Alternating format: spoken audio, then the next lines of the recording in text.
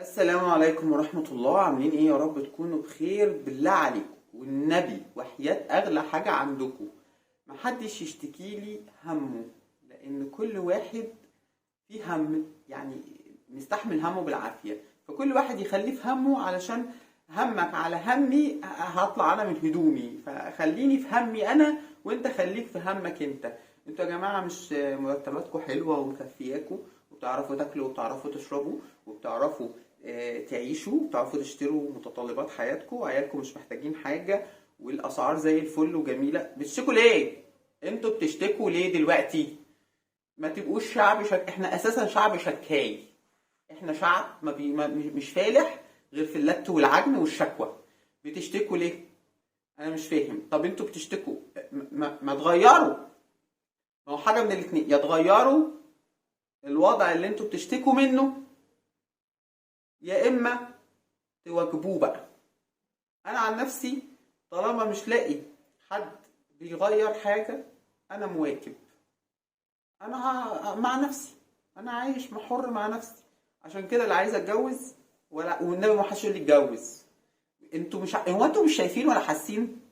اتجوز ايه؟ اتجوز ايه في اللي احنا فيه ده؟ اتجوز ايه واجيب عيال في المنظر اللي احنا فيه ده؟ انا ما اجيبش عيال في البلد دي اصلا. انا عن نفسي ما اخلفش عيالي اللي هيبقوا اغلى حاجه في حياتي دول، ما اخلفهمش في بلد زي دي خالص، ولا اتجوز من بلد زي دي اصلا برضو. انا عن نفسي خالص اتجوز ايه ونيلة ايه؟ وبعدين ده انتوا فرحانين يا حبايبي بالقرار اللي طالع. يقول لك عشان تتجوز ادفع 20 ولا 30 الف جنيه مش عارف التبرع. مش انت عارف تتجوز؟ ادفع. وفرحانين وعمالين تتكلموا، شفتوا وبيعملوا وبيسووا. يا حلاوتكم. والنبي انتوا شعب ما يعلم بالله ربنا، او انتوا ناس ما يعلم بهم الا ربنا. ما تشتكوش، خدوا على قفاكم وانتوا ساكتين. بتشتكوا ليه؟ مش فاهم انا. انتوا مش اتعودتوا كده على ان انتوا بتتسكوا على قفاكوا؟ بتشتكوا ليه؟ ايه قفاكوا خلاص احمر؟ اتضربوا على الناحيه التانيه. انا مش فاهم انا والله العظيم. كل واحد يجي لي يشيلني همه بره مصر وجوه مصر. طب اللي بره مصر ده بيشتكي من ايه؟ عشان عيال جوه مصر خدهم يا حبيبي معاك وريحنا. ما تشتكيليش يا عم. واللي جوه مصر انتوا ما تعودتوش؟ تعودوا.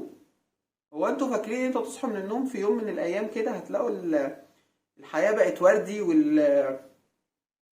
والاسعار بقت رخيصة مثلا، والدعم بقى شغال كويس انتوا ايه يا جدعان؟ انتوا لسه ما شفتوش ولا اتعلمتوا؟ ما انتوا المفروض بتدفعوا تمن اللي حصل في 2011 و2013.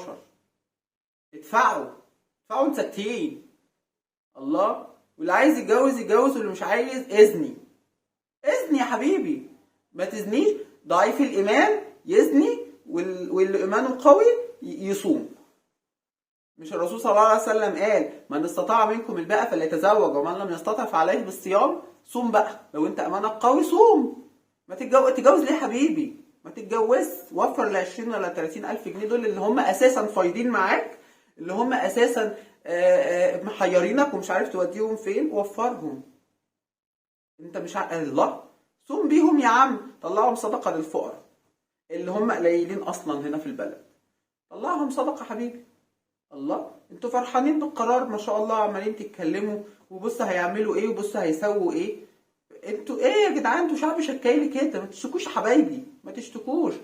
الله. الاقي واحد بيقول لي كيلو الرز بقى ب 18 جنيه، واحد تاني بيقول لي كيلو السكر بقى ب 18 جنيه، ومش عارف كيلو ايه بقى ب 8. هو الرقم 18 حلو شكله، او ده الترند بتاع السنه دي. فايه المشكله في رقم 18؟ انتوا بتشتكوا من رقم 18 عادي. كان في حاجات ب 8 جنيه وبقت ب 25 عادي يعني. بطاطس الغلابه، اكل الغلابه اللي كان ب 2 و3 جنيه و5 جنيه بقى اقل حاجه ومعفن ب 10 جنيه عادي. ما تشتكوش. وفروا بس ال 10 جنيه. روحوا اشتروا. بدل ما كنتوا بتشتروا 3 4 كيلو اشتروا 2 كيلو بس. محلوله يعني يا جدعان. انتوا مش عارف في ايه والله العظيم. انا مش فاهم بتشتكوا من ايه. عيشوا على قدكم، عيشوا على المتاح معاكم، عيشوا على قد مرتباتكم. وانتوا لازم يعني تعيشوا فوق مرتباتكم؟ عيشوا. ال 1200 جنيه اللي بتقبضوها ولا ال 2200 جنيه اللي بتقبضوها دي مش عارفين توفروا منها ليه؟ ما توفروا منها. الله، وفي الاخر تيجي تشتكي لي انا؟ هو انا صندوق تحيا مصر؟ ولا انا ماما فضيله هاجي احل لك مشكلتك؟ مشكلتك مش عندي يا عم انت ولا انت ولا انتوا. انا مالي؟ انا شايل همي لوحدي، وشايل همي والله بالعقل. انا صاحب مرض، انا اساسا الحمد لله طبعا وبفضل الله يعني، وربنا يعيننا على الواحد فيه. انا بقيت صاحب مرض، فوالنبي ما تمرضنيش في مرض فوق مرضي، علشان والله الواحد بيكمل العلاج بالعافيه. فمش ناقصه مرض فوق مرضي وما لاقيش حق العلاج كمان. بالله عليكم، بالله عليكم محدش يشتكي. ولو عايز تشتكي يا عم اشتكي لنفسك. اساسا الشكوى لغير الله مذله، فما هتشتكوش. انتوا كان عندكم فرصه تغيروا وما تغيرتوش. رضيتوا بالايه؟ بالهدوم اللي عليكم وما غيرتوش. خلاص خليكم بقى بعبالكم وبعرقكم كده وعفانكم، تمام، لغايه لما ربنا ايه؟ يقضي الله امرا كان مفعولا. ما حدش يشتكي يا جماعه، بالله عليكم. تشتكوا من ايه؟ الله، مش كل واحد عارف يعيش في بيت وبياكل وبيشرب وبياكل عياله؟ ايه يعني الكهرباء غليت زياده شويتين؟ عادي. مش استهلاكك؟ متستهلكش. ايه يعني الميه غليت شويتين؟ ما تستحموش. خليكم معفنين كده. ما انتوا اساسا عايشين في وسط مستنقع، فارقه معاكم بقى حموم؟ ما تستحموش. لا اله الا الله. فارق معاكم ايه يعني؟ ايه يعني الاكل غلي شويه؟ خسوا. ده انا ما شاء الله شايف شويه ستات ماشيه في الشوارع عماله تلظ كده من يعني مش النبي خلونا ساكتين بقى عشان من الاخر كده محدش يشتكي، تمام. اللي عايز يتجوز يتجوز ويدفع الفلوس زي ما هم عمالين تتريقوا انتوا على القرار. اللي مش عايز يتجوز روحوا امشوا في الحرام. خلاص. زي ما في ناس تقول لك ايه؟ طب ما هم هيروحوا يتجوزوا عرفي وبعد كده هيعملوا قضيه اثبات نسب في المحكمه، وانتوا فاكرينها سبهلله كده؟ هيطلع لكم قرار تاني. اثبات النسب ب20,000 جنيه. اثبت بقى ان ده ابنك، مصيبة تانية. اثبت او سيبه كده يعيش في المجهول. يلا بلا خيبة. هما اللي اتعلموا خدوا ايه؟ ولا اللي عرفوا ابوهم وامهم عملوا ايه؟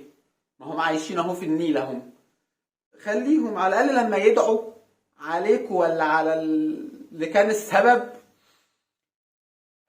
يبقى عندهم حق، بيدعوا بقلب اللي هم جابوهم اصلا وعايزيننا نتجوز. والنبي عارفين اللي هيقول لي اتجوز مش عارف هعمل فيه ايه. والله العظيم بصوا انا مبقوق ومقهور. والله اعلم الفيديو ده هيبقى عواقبه عامله ازاي اصلا، سواء من الناس ولا من غير الناس. فبصوا بقى، محدش والله العظيم اللي هيشتكي هو حر. هطلع فيه كده زي البابور، علشان يعني الواحد فعلا مش ناقص هم فوق همه. كل واحد يشيل همه ويشيل ايه؟ مشكلته لوحده. انت مش شايلني هم وانا امك ولا ابوك؟ شايلني همك ليه؟ ما تشيلوش هم يا جماعه. انتوا ما تشيلوش هم اصلا. يعني ربنا معاكم، ربنا احسن من الكل. اشتكي لربنا بس، ما تشتكيش لحد تاني بس. وبعدين نبصوا من الاخر كده يعني، ان الله لا يغير ما بقوم حتى يغيروا ما بانفسهم. انتوا بس غيروا نفسكم كده واسترجلوا كده وربنا هيغير كل حاجه ان شاء الله، وتبقى حلوه وجميله. ونصحى الصبح كده نلاقي نفسنا عايشين في وسط جناين وفي وسط حاجات حلوه، والاسعار زي الفل، او الاسعار مدعمه زي دول كده تانية كنا نسمع عنها. كل حاجه عندهم مدعمه. يمكن نبقى زيهم ولا حاجه في يوم من الايام. المترو يرجع بجنيه تاني بدل ما هو ب7 و8 و10 جنيه. الطماطم ترجع بجنيه وربع تاني زي زمان، الله يرحمها، تمام. السكر يرجع ب5 جنيه و8 جنيه تاني. ده لو عرفنا يعني. يمكن نعرف نعيش كده. يمكن ساعتها بقى هنبقى يعني ايه، هنتعود على رخص الاسعار. معلش بس ايه، لو ربنا اراد بقى والاسعار رخصت يعني، فمحدش يشتكي. ماشي بجد والله العظيم محدش يشتكي لي والنبي. بالله عليكم بالله عليكم حاسبينه وانتوا ساكتين. ماشي؟ طالما انتوا اساسا مش عارفين، انتوا مش عارفين هتخلفوا ازاي؟ بس كده. حلق يفهم بقى. فما ما تزهقوناش في عيشتنا، والله العظيم ما تزعلوش مني، والله العظيم بجد ما حدش يزعل مني، بس انا ببقى مقهور. ما انتوا ما تجيلوش ترفعوا لي ضغطي وتمرضوني من شكواكوا، وفي الاخر الواحد والله العظيم الواحد لا عارف يشتغل ولا عارف ياكل ولا عارف يشرب ولا عارف يعيش بسبب الاكتئاب اللي هو عايش فيه. صاحي على شكوى ونايم على شكوى. ده حاجه غلب، ما تشتكوش. كيلو اللحمه ايه يعني لما كيلو لحمه يبقى ب 200 جنيه؟ ما كلوا عيالكم، على الاقل ما توفروا ثمن تربيتهم، اذبحوهم وكلوهم. ما كان زمان بيحصل كده في مصر، كان زمان اللي قرا تاريخ بقى كانوا بياكلوا البني ادمين. ما تعملوا زيهم وكلوا بعضكم، ايه المشكله؟ بدل ما تاكلوا بعضكم في الاسعار ما انتوا كده كده بتاكلوا وبتخصوا وبتاخدوا ذنب على ذنب بقى. كلوا عيالكم الله. واللي وزنوا ما تتجوزوش وما تخلفوش. والعيل بقى اللي يفلت بقى شوف هتعرف تثبت نسبه ازاي. ما تقرفناش في عيشتنا. ايه ده؟ الله، عندكم فرصة يا عم تعيشوا حلو، ما تعيشوا. حد مانعكوا؟ حاجة غلب والله العظيم.